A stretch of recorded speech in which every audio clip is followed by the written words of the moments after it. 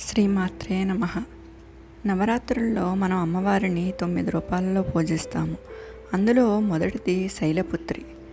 శైలపుత్రి కన్నా ముందు అమ్మవారు దక్షుడు కుమార్తెగా జన్మిస్తుంది. దక్షుడు నిరీశ్వర యాగం చేయడం, ఆ దక్షయజ్ఞంలో శివనిందకు తట్టుకోలేక అమ్మవారు శరీరాన్ని దగ్ధం చేసుకోవడం, ఆమెయే సతీదేవి. తారకాసురుడు అనే రాక్షసుని చంపడానికి శివపార్వతుల యొక్క పుత్రుడి అవసరం ఏర్పడింది.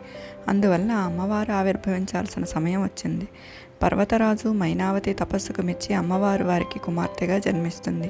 పర్వతాన్ని సంస్కృతంలో శైలము అంటారు. పర్వతరాజు పుత్రికగా జన్మించింది కనుక పార్వతీదేవికి శైలపుత్రి అనే పేరు వచ్చింది.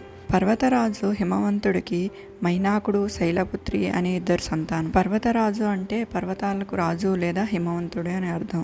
అమ్మవారు శైలపుత్రిగా జన్మించిన తరువాత కఠోర తపస్సు చేసి శివుణ్ణి ప్రసన్నం చేసుకుని శివుణ్ణే వివాహం చేసుకునే వరం పొందుతుంది.